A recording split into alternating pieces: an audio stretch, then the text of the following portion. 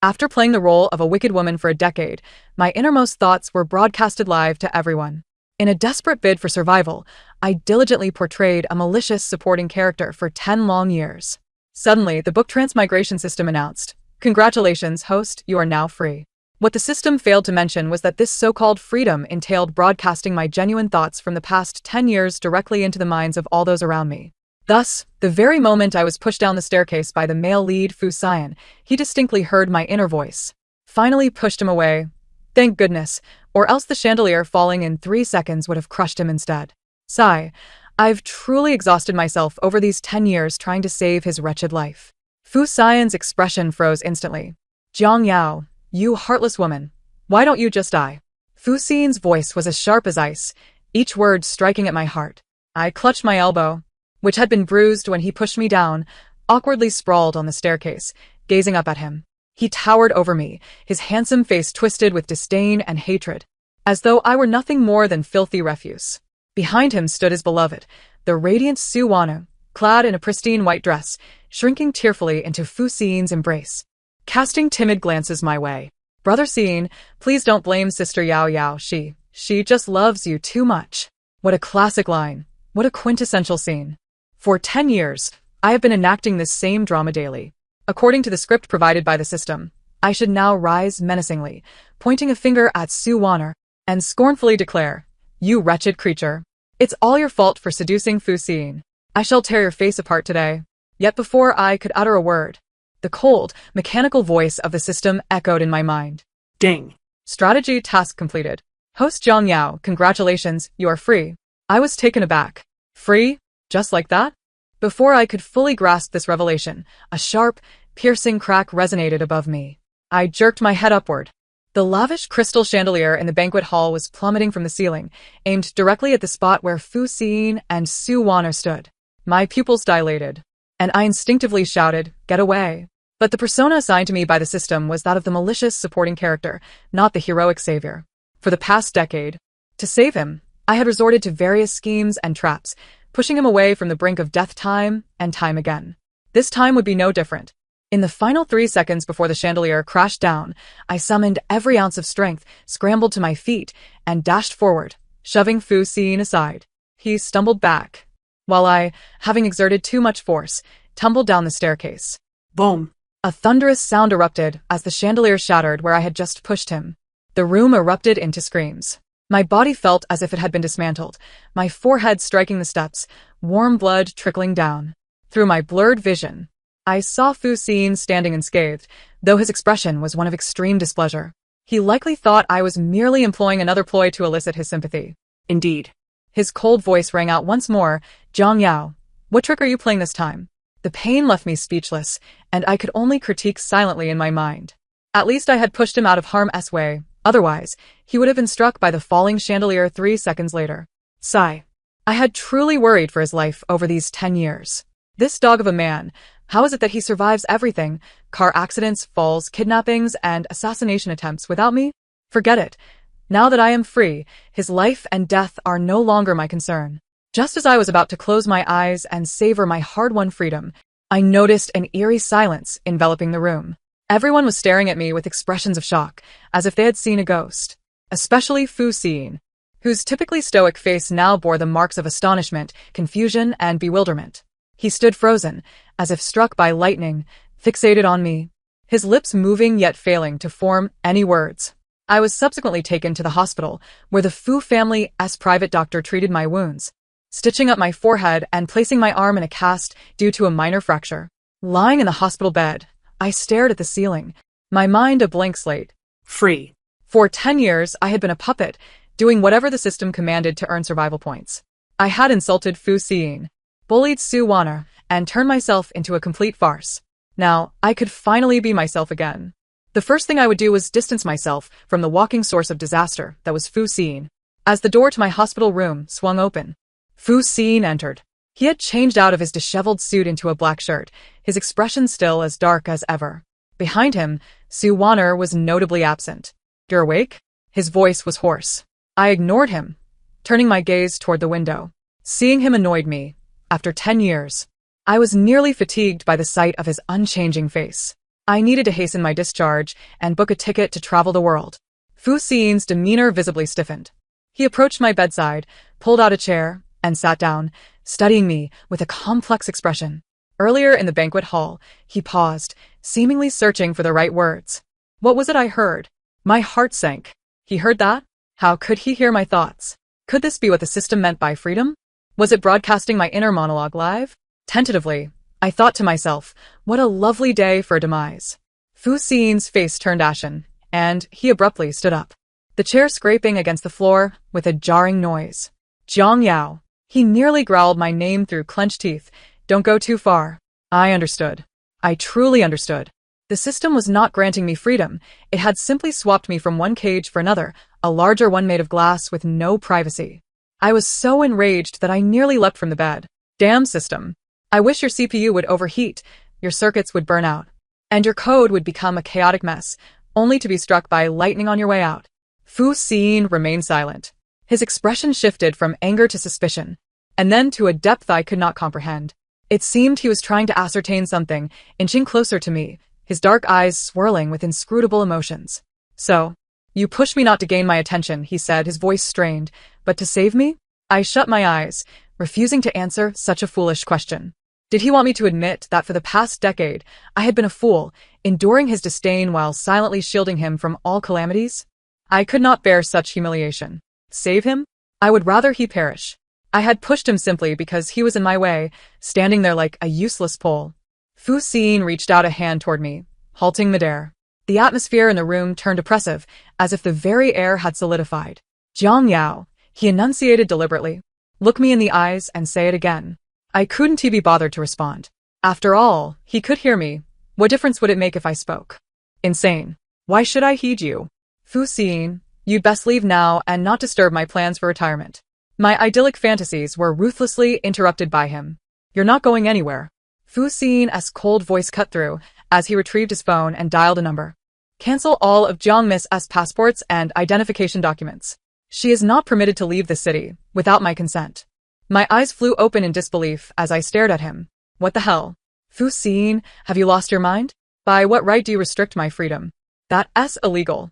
He hung up the phone, gazing down at me from a lofty height, his eyes brimming with a kind of obsessive madness. Illegal?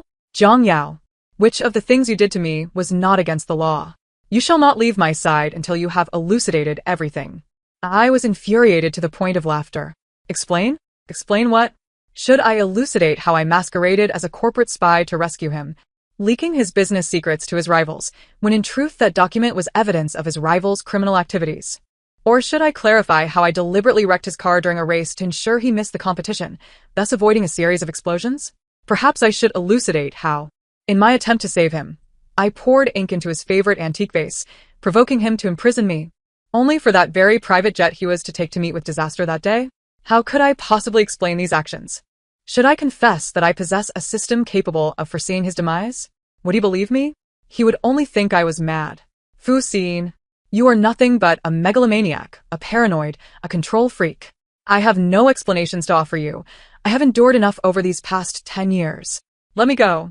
My heart roared with indignation, yet outwardly, I maintained a facade of indifference.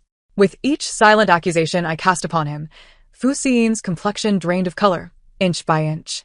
The fury in his eyes gradually extinguished, replaced by a thick, inextricable pain and regret. He opened his mouth to speak, yet ultimately, he merely let his hands fall in defeat. I'm sorry, he murmured. Jiang Yao, I am sorry. These 3 words were what I had awaited for a decade. Yet upon hearing them now, I found them to be profoundly ironic. Fu Xin's apology did not merit my forgiveness. He had constrained my freedom, and I would not forget this debt. I spent 3 days in the hospital, and he remained by my side for the entirety. The mountain of documents from his company was all transported into my hospital room. As he attended to business matters, I lay in bed watching dramas or cursing him in my mind. Initially, with each insult I hurled, his expression grew increasingly grim, the veins in his hand, gripping the pen, bulging with tension. Yet as time passed, he seemed to adapt. Regardless of how I derided him as a dapper beast, capitalist scoundrel, or walking refrigeration unit, he maintained his composure, continuing to peruse the documents. His psychological fortitude was remarkably robust. That afternoon, an unexpected visitor arrived in the ward. Suvanea. She entered with an exquisite fruit basket, clad in a delicate pink dress, her face adorned with light makeup, appearing pitifully fragile. "Sister, I came to see you," she said, placing the fruit basket down, concern etched across her features. "Is your injury feeling any better?" I rolled my eyes. Here she comes, the White Lotus heroine, armed with her script. Is the next line going to be, "It's all my fault. If it weren't for me, you and Brother Scene wouldn't have quarreled"? Sue Warner's smile froze on her face. She looked to Fu Scene for help, but he merely lowered his head, feigning interest in his documents, not even lifting his eyelids. Sue Warner bit her lip, her eyes welling with tears, on the verge of breaking down. "Sister Yao Yao, I know you dislike me. That incident was entirely my fault. If you must blame someone, blame me, and please don't be angry with Brother Scene anymore." I raised an eyebrow. "Oh, the lines have escalated?" She playing the retreat to advance tactic? "Unfortunately, I am no longer susceptible to your charms. Previously, I had to cooperate with your theatrics for the sake of a mission, but now..." I threw off the covers and sat up, smiling sweetly at her. Miss Su, you jest. "How could I possibly blame you? I owe you my gratitude." Sue Wana was taken aback. "Gratitude? Indeed." I nodded earnestly. "If it weren't for you, how could I have discerned what a foolish and arrogant man Fu Xin truly is? I've come to realize that such a man is best left to those who desire him. I certainly do not. Trash is meant to remain in the trash can. Just perfect for the two of you to pair up, so you can stop wreaking havoc on others." Uffed, a suppressed laugh erupted from the side. It was Fu Xin's assistant Lin Qian. He had just entered with a document and had fortuitously overheard our conversation and my internal monologue. At this moment, he was desperately stifling laughter, his face turning a shade of deep crimson. Fu Xin's expression darkened ominously. He lifted his gaze, casting a deathly stare at Lin Qian before it landed on me. Su Anare's complexion fluctuated dramatically, a spectacle to behold. "Sister Yao Yao." "How can you speak of Brother Xin in such a manner?" She looked at me in disbelief. "He loves you so much." "Loves me?" I scoffed as if I had heard the greatest joke. "He loves me, yet he unreservedly blamed me for being pushed down the stairs by another woman, treating me like a criminal?" I gestured towards the two bodyguards at the door. "Miss Sue, do you truly equate this with love? If so, you have certainly redefined the word. This thought process would make a fantastic script." Sue Wano was rendered speechless, her small face flushed with embarrassment. Her pleading gaze once again turned to Fu Xin. This time, Fu Xin finally reacted. He set down the documents, stood up, and walked over to Sue Warner. I couldn't help but smirk inwardly. "Oh, feeling sympathetic now? Ready to defend your beloved white moonlight?" Fu Xin did not glance at me but spoke to Sue Warner in a flat tone. "You should return now." Sue Warner was taken aback, her tears shimmering in her eyes. "Brother Xin," she began. "Go back." Fu Xin's tone grew firmer, leaving no room for argument. Sue Warner cast him a look of grievance, then shot me a resentful glare before she reluctantly turned to leave. In the ward, only the three of us remained. Oh no, rather two, with Lin Qian nearly bursting from laughter at the side. Fu Xin turned back to me, his gaze inscrutable. "Jiang Yao," he began, his voice somewhat hoarse. "I was in the wrong regarding the past. I apologize to you." However, he shifted his tone. "I will not let you go." He stepped closer, his fervent gaze locking onto mine. "You are right. I have been a fool. I have been foolish for 10 years, and now I refuse to be foolish any longer. I demand an answer. Regarding the chandelier, regarding everything that transpired over the past decade, I seek the truth. The truth? The truth is you are a calamity incarnate. Where you go, disaster follows. Whatever you do, chaos ensues. And I am merely a bodhisattva who crossed paths with you by sheer misfortune, destined to assist you through your tribulations. Now that my duties are fulfilled, you are free to go wherever suits you." My mind was a whirlwind of thoughts, yet my expression remained tranquil. Fu Xin's face shifted from dark to pale, then pale to dark again.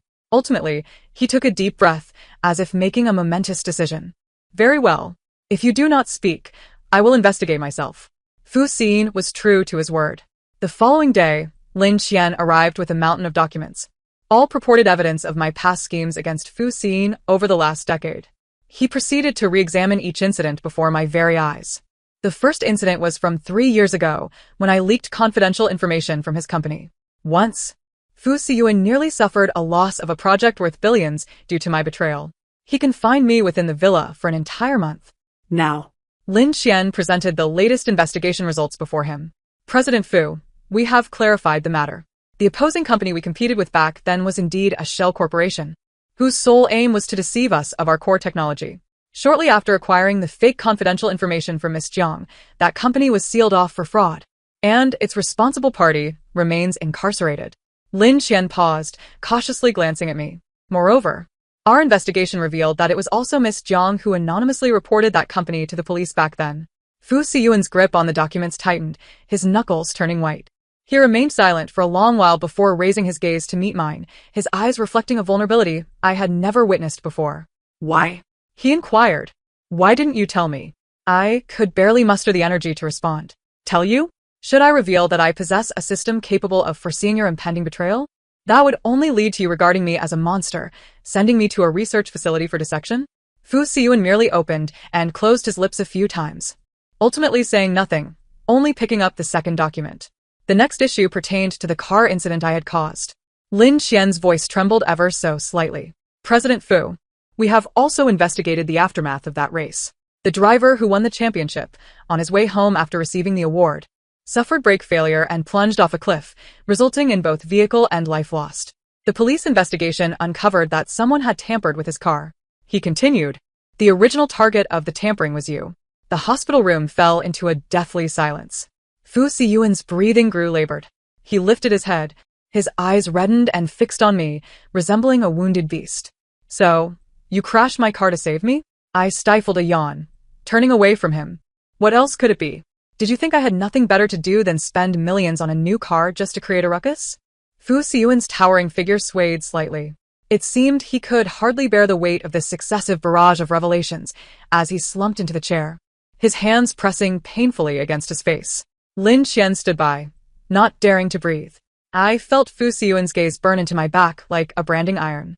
After what felt like an eternity, I heard him mutter in a voice nearly broken, Zhang Yao, what have I truly done to you? What had he done?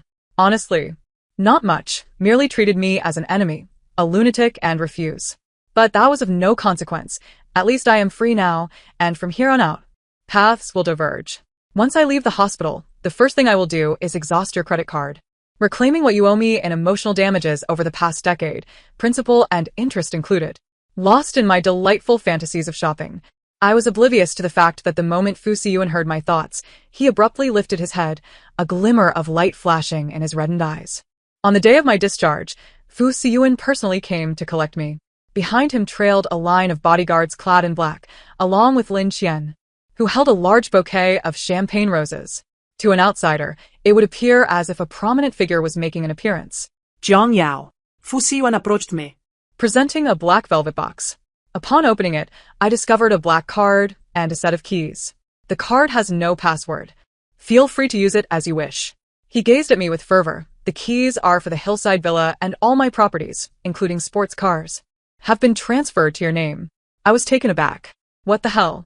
Has this man suddenly turned over a new leaf and started treating me well? No, something's amiss. There must be a catch. A barely perceptible smirk graced Fu Xiyuan's lips. There is no trickery. It was as if he could see through my thoughts, or rather, he could hear them. This is what I owe you. He paused, a hint of supplication in his tone. Is the compensation for your emotional distress sufficient? If not, I can add more. I was left speechless. Is the world of the wealthy truly this uncomplicated? I silently accepted the card and keys, deciding to temporarily overlook his past confinement of me. After all, it would be foolish to squander an opportunity due to money. I suppose I can grant you a partial forgiveness, just this once. Fu Xiyuan's eyes lit up instantly, as if he had received an enormous favor. His expression radiated an unfamiliar joy. I felt somewhat unnerved under his gaze and hastily changed the subject. I won't be residing in your villa. Take me back to my own home. His expression visibly soured. Your home? He furrowed his brow. That small, dilapidated apartment? What of its size? What of its condition? That is my home. No golden or silver nest can compare to one's own abode. Besides, living in your territory, would I still possess any freedom? Who knows when I might inadvertently offend you and find myself confined again? Fu Xiyuan's face darkened further. I will not confine you again, he hastily assured. I swear. I had no faith in his words. A man's words are often deceptive. Anyone who believes them is a fool. Fu Siyuan appeared wounded, resembling a golden retriever abandoned by its owner. Ultimately, he relented and drove me back to my small apartment himself. Standing at the base of the apartment building, he gazed at me with reluctance. Jiang Yao, may I come to see you tomorrow? I waved the black card in my hand. It depends on your behavior. With that, I turned to leave without looking back. Tomorrow, I shall max out this card and watch him squirm. To my surprise, Fu Siyuan did not appear distressed. Instead, he chuckled softly, a sound laced with relief. On my first day of freedom, I slept until the sun was high in the sky. Without the system's relentless demands or burdensome tasks, this sensation was utterly delightful. I hummed a tune, rummaging through my wardrobe for quite some time before selecting a beautiful dress and applying a meticulous makeup, ready to indulge in a shopping spree. Just as I opened the door, I was met by Fu Siyuan's enlarged, handsome face. Clad in casual attire, he held an assortment of breakfast bags, poised to ring the doorbell. I was taken aback. What are you doing here? I came to bring you breakfast. He handed me the items with a charming smile. Not knowing what you liked, I bought a bit of everything. I observed the dark circles under his eyes and the slightly wrinkled clothing. This fellow, had he been waiting downstairs all night? Fu Siyuan esse gase folterd. No, I just arrived. A blatant lie. The creases in his collar could practically ensnare a fly. Fu Siyuan instinctively reached to adjust his collar, his expression somewhat awkward. I chose not to confront him, accepting the breakfast and attempting to close the door. However, he swiftly blocked it with his foot. Jiang Yao, he looked at me with pitiful eyes. May I come in for a moment? Just for a little while. As I gazed upon his strikingly handsome face, which could incite both admiration and envy, paired with an expression reminiscent of a puppy's, I felt a momentary softening of my heart. Perhaps it was due to his gestures of goodwill, bringing me money and breakfast, that I decided to permit him entry. After all, there were certain matters that needed addressing. Fu Siyuan's eyes sparkled with delight as he promptly squeezed through the door. My modest apartment, a one-bedroom abode, had been adorned with warmth and coziness. However, upon his entrance, this towering figure, over 6 feet tall, rendered the space somewhat cramped. He awkwardly stood by the entrance, resembling a child caught in a misdeed, unsure of where to place his limbs. Make yourself comfortable, I gestured toward the sofa. Obediently, he sank into the seat, his posture impeccably straight. I placed the breakfast on the dining table, poured myself a glass of water, and took a seat across from him. Fu Siyuan, I stated directly. We need to talk. Immediately, he straightened in his seat, adopting a demeanor of attentive seriousness. I understand that you might feel guilt or curiosity towards me at this moment. I continued. Regardless of which sentiment it is, I wish for you to comprehend that our relationship has come to an end. Over the past decade, the charade has exhausted me, and your resentment has surely worn you down as well. Now that we have finally liberated ourselves, let us each pursue our own paths. His complexion paled drastically, and he abruptly rose, visibly agitated. What do you mean by end? Jiang Yao, you cannot simply leave. I do not consent. I furrowed my brow at him, fully aware that reasoning with him would prove futile. This man's obstinacy seemed incurable. You may disagree, but you must accept it, I retorted with a stern expression. Fu Siyuan, listen closely. Jiang Yao, wish to sever any ties between us. I will return the money you have given me. From this moment forward, you shall tread your own path while I navigate mine. That's impossible. His eyes flared crimson, akin to an enraged lion. He advanced toward me step by step, emanating an oppressive aura that nearly rendered me breathless. Jiang Yao, you have saved me countless times, and I have yet to repay you. How can you leave? You wish for me to stay? Only if I were to die. His brazen demeanor incited a mix of amusement and exasperation within me. Repayment? The best form of gratitude you could offer would be to remain at a distance. And unless I die? Do you believe I would shy away from that threat? Would you like me to procure a knife so that we could meet our demise together? Before I could finish my internal monologue, Fu Siyuan suddenly leaned down and enveloped me in his arms. His embrace was unyielding, as though he intended to meld me into his very being. The warmth of his breath cascaded against my ear. Please don't go, he murmured, his voice tinged with tremors and desperation. Jiang Yao, do not leave me. I beg you. I was taken aback by this unexpected display from Fu Siyuan. Was this truly the same individual who previously dismissed me as inconsequential? How had he transformed from a lofty figure into a clingy giant in just a few days? Release me. A man and woman should maintain a respectful distance. If you do not let go, I shall scream harassment. Internally, I struggled fiercely, yet my body remained rigid, and immobile. Fu Siyuan tightened his grip further. I will not let go. He buried his face in my neck, his voice muffled and resolute. Not for this lifetime. I was left speechless. Had he lost his sanity? Once the one pursuing me to leave, now he clung to me, refusing to let go. Fu Siyuan, do you suffer from some form of split personality? His body stiffened momentarily. Gradually, he released me but kept his hands resting on my shoulders. His gaze a tumultuous blend of emotions. Jiang Yao, I am not mad. He inhaled deeply, as if steeling himself for a momentous declaration. I love you. The thunderous weight of those 3 words left me momentarily disoriented. I stared at him, questioning whether I was experiencing auditory hallucinations. You love me? Ha! Fu Siyuan. Has a chandelier fallen on your head? What is there to love about me? Your decade-long humiliation of me? Or perhaps your treatment of me as a mere substitute? A stumbling block in your romance with Suwaner? Do not jest. Your love is a burden I cannot bear. While I internally mocked him, I could see his expression darkening. The light within his eyes dimmed, replaced by an abyss of sorrow and regret. I understand that you will not believe me. He spoke hoarsely. I know I have been an utter cad in the past.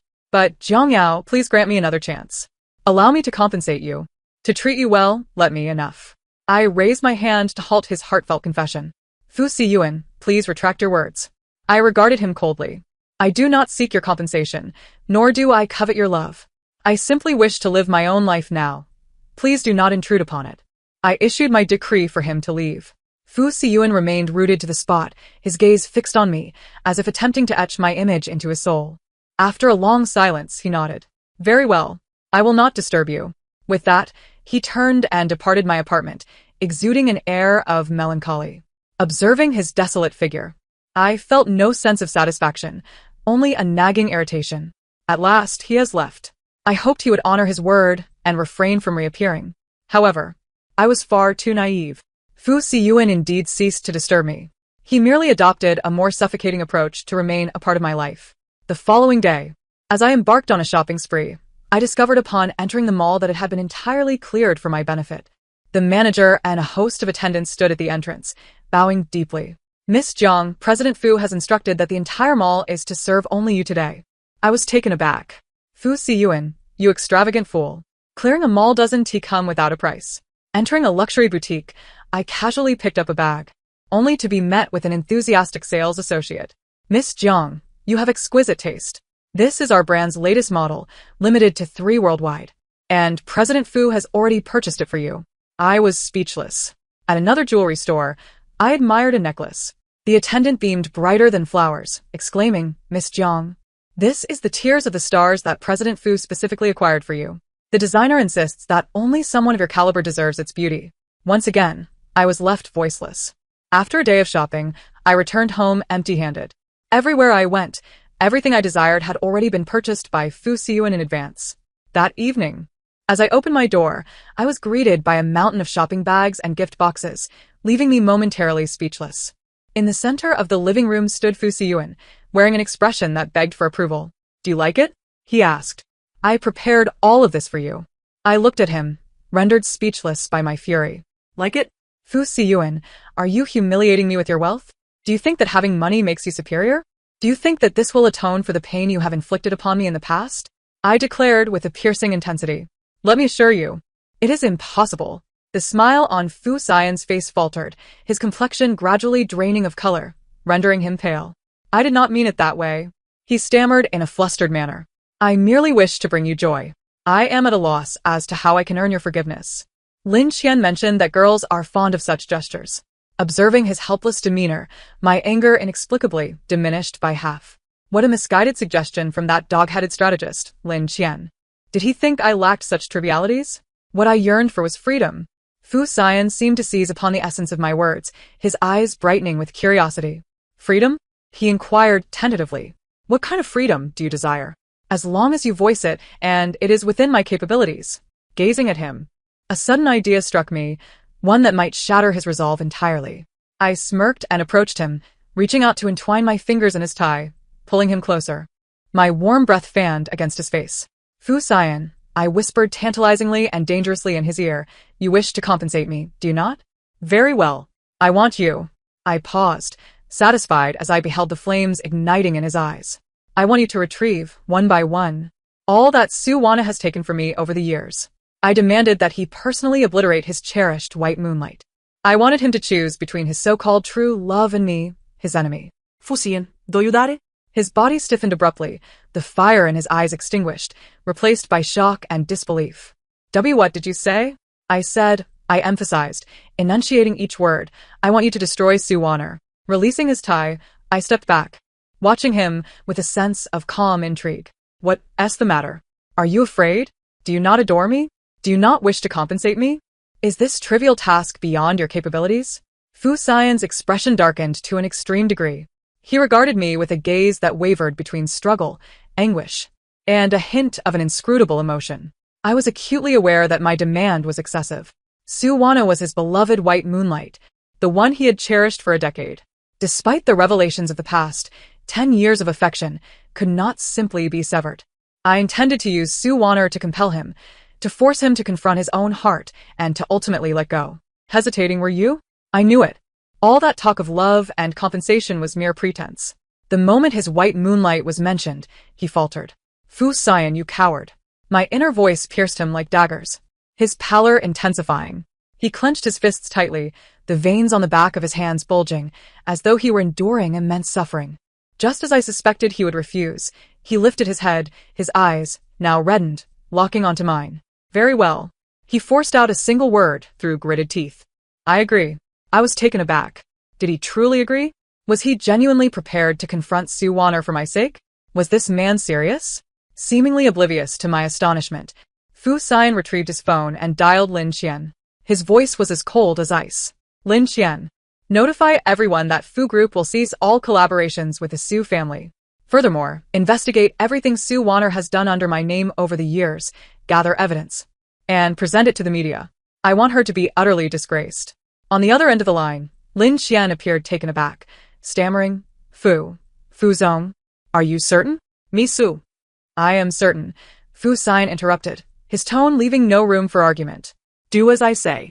After hanging up, he turned his gaze back to me. Are you satisfied now? I regarded him, my emotions a tumultuous blend. I had anticipated hesitation, refusal, or a quarrel between him and Suwana. Yet, I had not foreseen his unhesitating agreement, so decisive that it felt surreal. Could he be performing for my benefit? Pretending to agree, waiting for me to lower my guard, only to secretly assist Suwana? Fu Xian seemed stung by my thoughts. He stepped forward, grasping my wrist with a grip that was alarmingly fierce. Zhang Yao, he bellowed, is this how you perceive me, as a base and despicable villain? I have stated my intent to compensate you. Whatever you desire, even if it costs me my life, I would bestow upon you. But please, do not resort to such methods to test me, to torment me. His voice bore a tinge of pleading and despair. I beheld the redness in his eyes, and my doubts began to waver. Could it be that he truly... No, it was impossible. This had to be a ruse. I wrenched my arm from his grasp, coldly retorting, the truth will reveal itself soon enough. Fu Xian, I await your demonstration. Fu Xian's actions were swifter than I had anticipated. By the following morning, major news outlets were dominated by Suwana's scandal. Pure and innocent Suwana is, in fact, a scheming green tea.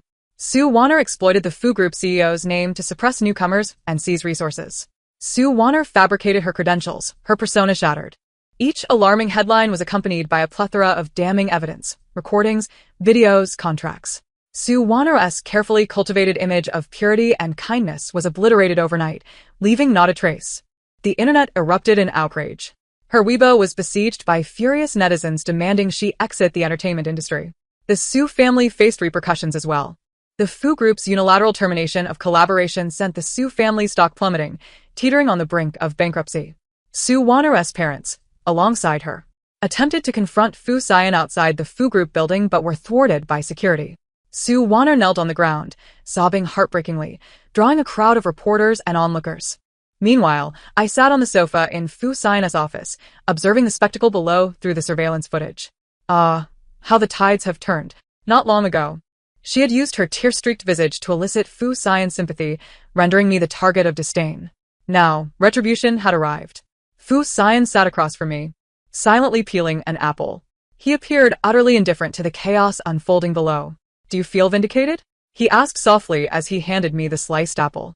I accepted the fruit, taking a bite, savoring its sweetness and crispness. Perhaps it is satisfactory. But truly, this was merely the beginning. She owes me more than this. Fu Siyuan's hand, peeling the apple, paused momentarily. He lifted his gaze to meet mine, inquiring, "What else do you desire?" I offered a faint smile, choosing silence. At that moment, a knock echoed through the office door, and Lin Qian entered. "President Fu, Miss Jiang," he greeted respectfully before reporting. "Miss Su has been causing quite a commotion downstairs, threatening that if you do not see her, she will end her life at the company entrance." I raised an eyebrow. The old ploy of crying, creating a scene, and threatening self-harm? How dreadfully unoriginal. Fu Siyuan's brow remained unfurrowed. "Let her make a fuss," he replied coldly. "Call an ambulance to stand by. I cannot afford a mess on my premises." Lin Qian nodded. Understood. After Lin Qian departed, the office returned to its tranquil state. I regarded Fu Siyuan, suddenly feeling a veil of enigma surrounding him. Did he truly harbor no lingering feelings for Su Honor? Just then, my phone rang. It was an unfamiliar number. I answered, and a shrill, venomous voice pierced through the line. Jiang Yao. "You wretched woman. Are you satisfied now? You've destroyed everything I had. Are you satisfied? I assure you, this is far from over. Just wait. Even in death, I will drag you down with me." The call abruptly ended. I tightened my grip on the phone, furrowing my brow. A cornered dog will jump over the wall, but what could she possibly do now? She was akin to a toothless tiger, no longer a threat. As I contemplated this, I noticed Fu Siyuan's complexion had turned a ghostly white. He surged to his feet and dashed towards me, snatching my phone with urgency. "Where did she call you from?" he demanded anxiously. "Speak quickly." His intense demeanor left me momentarily bewildered. How would I know? Before I could finish my sentence, a deafening crash resonated from the office window. A drone had shattered the glass, hovering ominously in the air. Beneath it, a ticking time bomb was secured, the red numbers displaying 0010. My pupils dilated as I froze in shock. Good heavens! Is this really happening? Run. Fu Siyuan reacted swiftly, yanking me from the sofa and enveloping me in his arms as we bolted outside.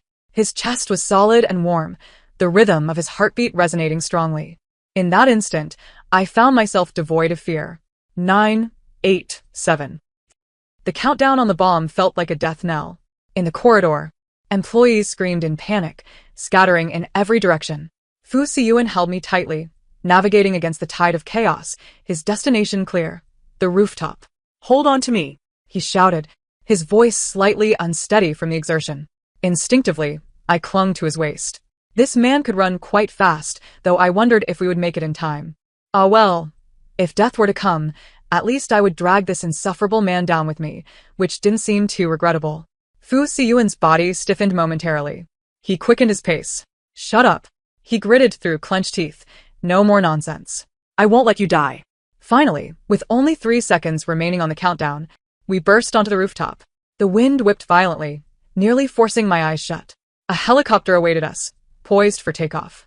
Fu Siyuan lifted me effortlessly, leaping aboard just as we secured the doors. A thunderous explosion erupted behind us, the sound reverberating through the air. The fiery inferno erupted from his office, engulfing everything in its vicinity. The entire building trembled violently.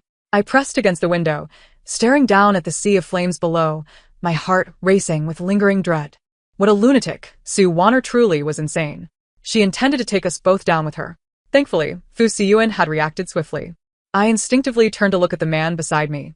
He leaned against the back of his seat, pallid, beads of cold sweat dotting his forehead, gasping for breath. His arms remained tightly wrapped around my waist, refusing to loosen. "Are you all right?" I asked almost unconsciously. He lifted his gaze to mine, his dark eyes swirling with relief and fear. He did not answer my question, but instead pulled me even closer into his embrace. "Thank goodness," he croaked, his voice hoarse and tinged with an imperceptible tremor. "Thank goodness you are unharmed. Jiang Yao, thank goodness you are safe." He repeated the phrase as if seeking confirmation. I found it difficult to breathe in his hold, yet I made no move to push him away. At that moment, my heart was in disarray. This man seemed genuinely concerned for me. It wasn't an act. "Fu Siyuan, what are you truly?"